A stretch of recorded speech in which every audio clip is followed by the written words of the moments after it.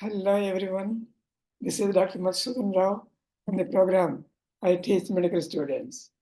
The topic of today's lesson is cervical radiculopathy. Okay, cervical radiculopathy is the common cause of neck pain, a disabling neck pain that results in the work absenteeism extending to the accounting about 40% of work absenteeism in the people suffering from neck pain due to cervical radiculopathy. Cervical radiculopathy is rather less common when compared to the lumbar radiculopathy. As a matter of fact, it is due to the compression on the nerve root due to disc prolapse. We are going to touch this topic today in today's class with regard to its etiology, clinical features, laboratory evaluation, and treatment. So neck pain is the common cause of work absenteeism amounting to 40%. Neck pain is so much disabling to the patient, secondary to cervical radiculopathy. And the patients, they spend sleepless nights because of the nagging pain. The pain occurs at the back of the neck, extends to the upper back, down to the shoulder and the limb. Okay. Sometimes resulting in the motor weakness with the reduced deep tendon reflexes. At times there could be sensory impairment. Well, in mild cases, supportive care and other non-surgical measures improve the pain and prevent the progression of the disability. But in severe cases with the motor disability and sensory impairment, and those who do not respond to the non-surgical methods, surgical intervention is mandatory. Then, what is the etiology? Well, this pain is secondary to the inflammation of the nerve roads, secondary to the impinging of prolapsed disc on the nerve roads.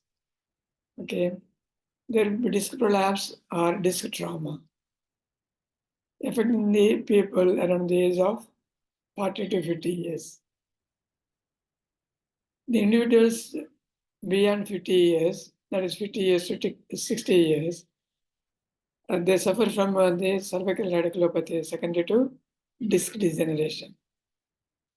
And foramen narrowing is the cause of arthritic changes that results in a cervical radiculopathy in older people in the age group beyond 70 years.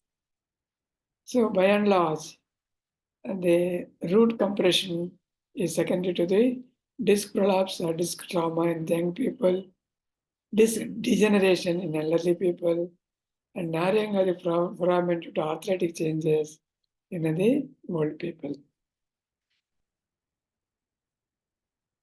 Coming to epidemiology, it is said nearly 85 persons per 100,000 people are affected with cervical radiculopathy.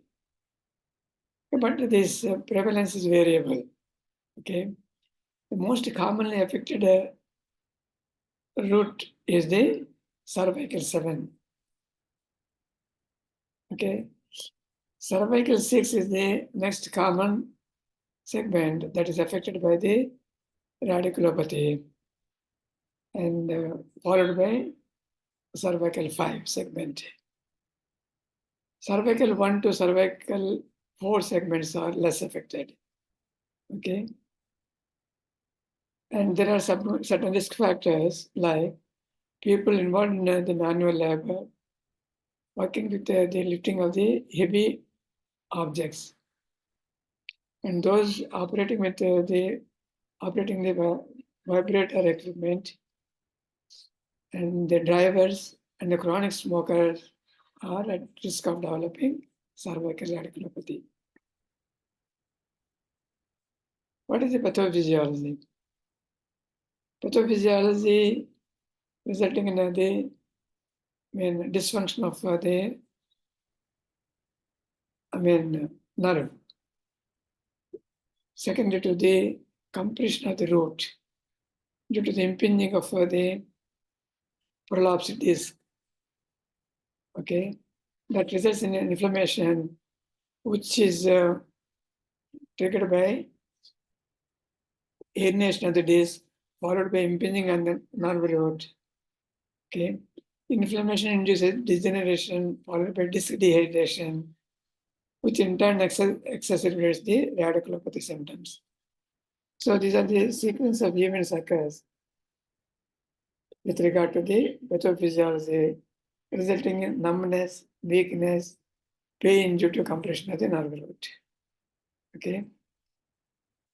The symptom of pain is mainly due to compression of the nerve root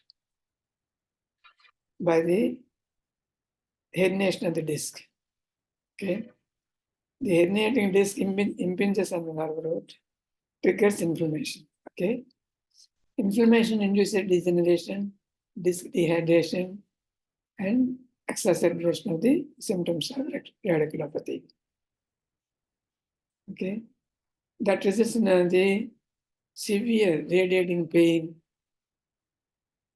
associated with weakness, sometimes numbness. Okay, these are the main features of cervical radiculopathy.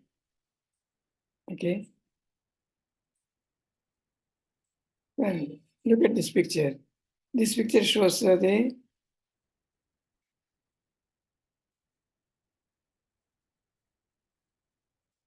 this is the picture of the spinal cord.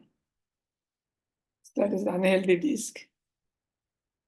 There are osteophytes with the degenerating vertebral bodies. This is the unhealthy disc. Disc space is very much narrowed, resulting in the herniation of the disc. Right? And there is emerging nerve is compressed here because of the disc prolapse. Okay. This is the zone of inflammation, which causes irritation and causes severe pain that radiates down the shoulder.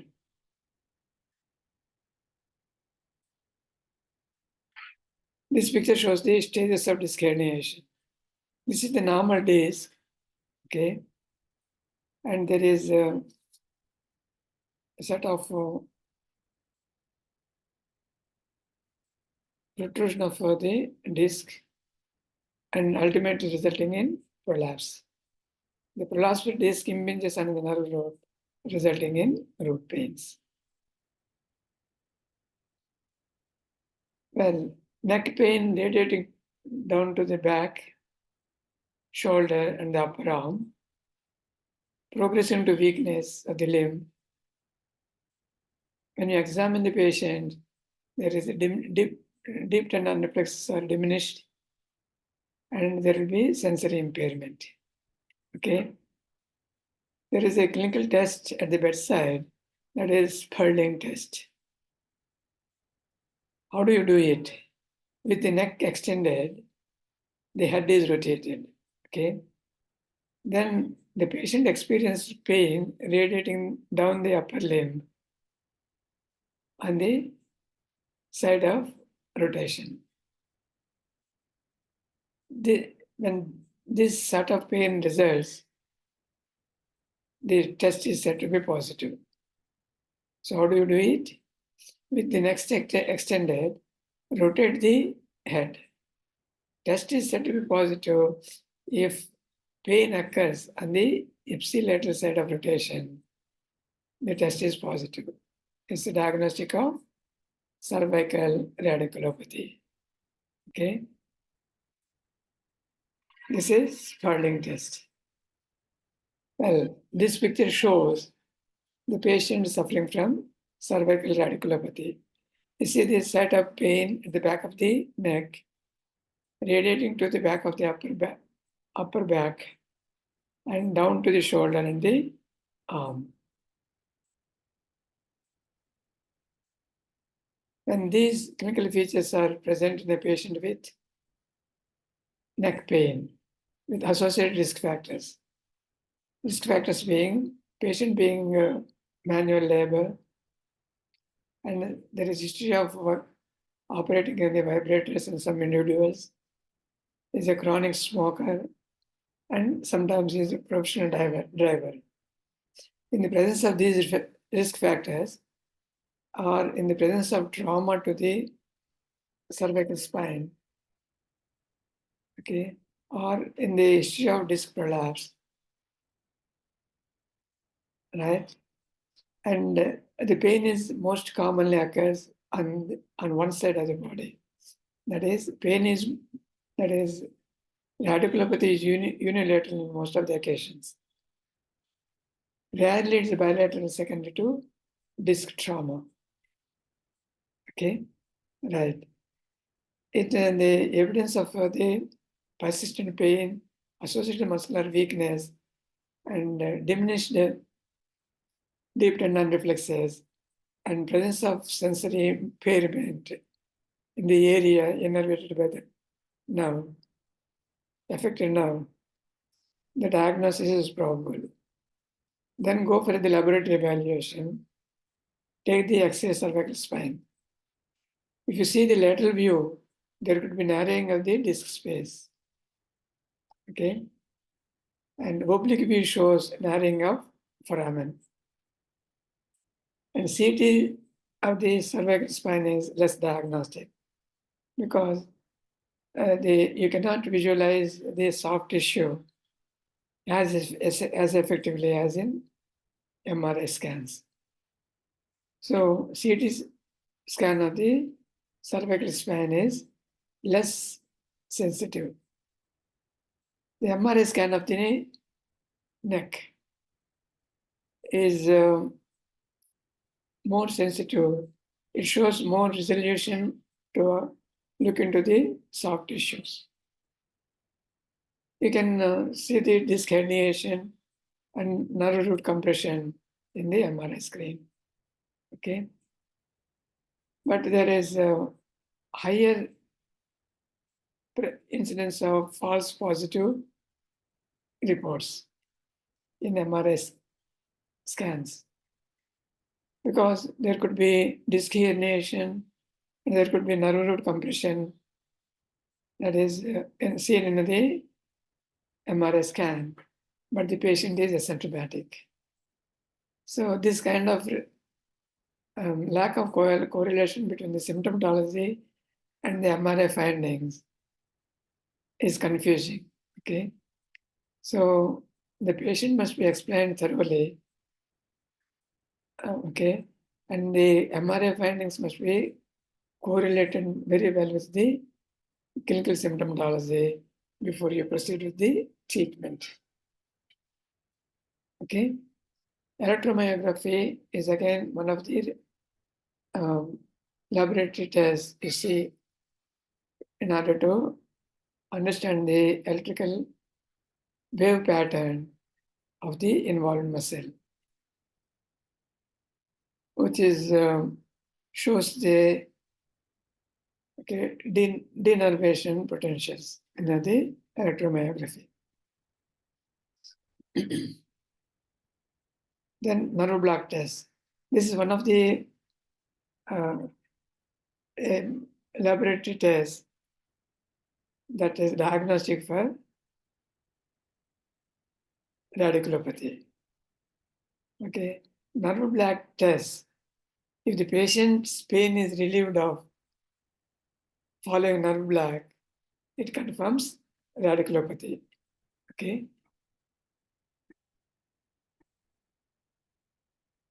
When you just inject the nerve block, do the nerve block, there is there is a perception of the pain is blocked. Okay, you're blocking the transmission of signals of pain perception, right? So nerve block results in the relief of the pain symptoms, okay, of the suspected nerve root, okay. So that is diagnostic of cervical radiculopathy. Once the pain is relieved of following the nerve block, it is diagnostic. Well, after confirming the diagnosis of cervical radiculopathy, you have to proceed with the treatment. The mainstay of treatment is medical. Okay, you have to give the non-surgical treatment to the patient before you proceed with the surgical management. The non-surgical methods of treatment is the mainstay of management of cervical radiculopathy. In most of the cases, more than 85% of the cases, the patient gets relieved of pain and symptoms if you provide the rest for few weeks, that is for 8 to 10 weeks. And there could be spontaneous relief of the pain of cervical radiculopathy.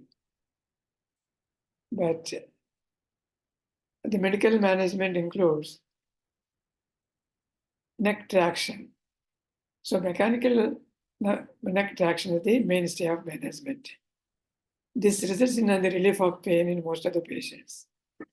So now soft neck collars are available, which can be self-inflated. So self-inflated soft neck air collars are available nowadays for mechanical traction. So with mechanical traction, most of the patients they will be relieved of pain. Okay, this is the best method of treating the patient with pain due to cervical radiculopathy. Because inflammatory phenomena is involved causing the pain in the cervical radiculopathy, oral non-steroidal anti-inflammatory drugs, they play an important role causing relief of pain and preventing the progression of the disease, causing muscular weakness and other disabilities. So the treatment involves oral NSAIDs for 1 to 2 weeks. Okay. With this, most of the patients get relieved of the symptoms of radiculopathy. Few people advocate oral corticosteroids, which are not advisable because oral corticosteroids treatment is controversial. So better not to go with the oral steroids to treat the inflammation of cervical radiculopathy. Epidural steroid injection, okay, results in 50% reduction in some of the patients, relief lasting for weeks. Okay, so one can try the translaminar epidural steroid injection. Well, administration of gabapentin orally and acupuncture, they can play an adjuvant role. So this is the non-surgical management of cervical radiculopathy, and most of the patients they improve more than 50% relief of pain, and there is unlikely progression to deteriorating disability and weakness, and the patients are manageable with the improvement of pain. They can carry out their routine activity. That means there is not much, but there is not much of progression to increasing disability with the non-surgical management as described. Okay. If there is no improvement and there is a functional deterioration, okay, with the continued medical and the supportive care, then the patient should be put to surgical therapy. So we can take a chance of surgical intervention in these patients who are non-responders for non-surgical management of cervical radiculopathy. This includes either anterior approach or posterior approach. The procedure with the anterior approach is discectomy and fusion of the vertebral bodies. With the posterior approach, the procedure is laminectomy. Okay. Whatever the procedure you adapt for the surgical treatment of cervical radiculopathy, and the complications are inherent. There could be some degree of complications occurring in the patients undergoing surgical treatment for cervical radiculopathy. They may be related to anesthesia, they may include nerve injuries, they may include vascular injuries. Sometimes there could be laryngeal nerve palsy. Okay. Whatever may be the procedure, surgical procedure that is adapted, some degree of surgical complications are likely to occur with surgical interventions of cervical radiculopathy. Okay. These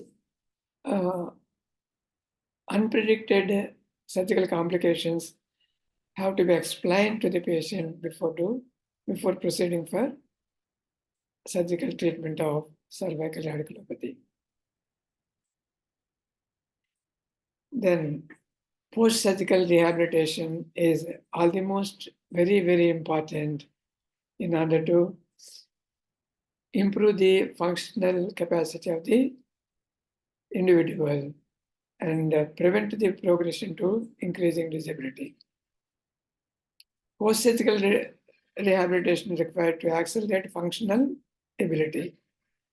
Stretching exercises to improve the mobility, muscle stretching exercises to increase the muscle strengthening exercises to improve the functional capacity, massage for relief of pain and discomfort. Mechanical traction is very much helpful to get the relief of pain. And it is going to prevent the progression to increasing disability. But there have been reports on surgical interventions which could not result in significant improvement. Okay.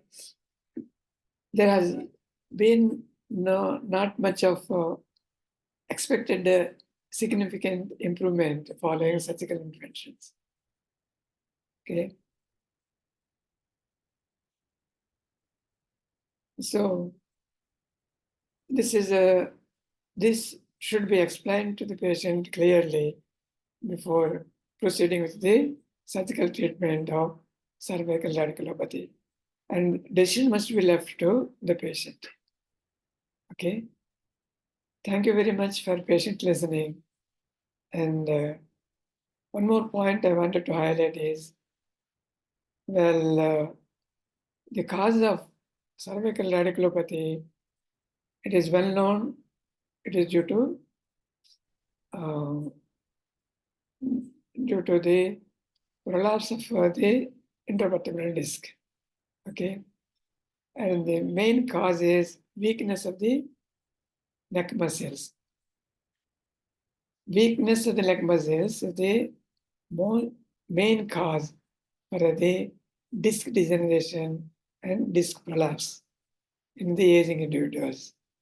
So the one should do the regular program neck exercises to strengthen the neck muscles and avoid the or prevent the onset of, that is, cervical radiculopathy, secondary to disc prolapse and disc degeneration. My dear students, keep this point in mind.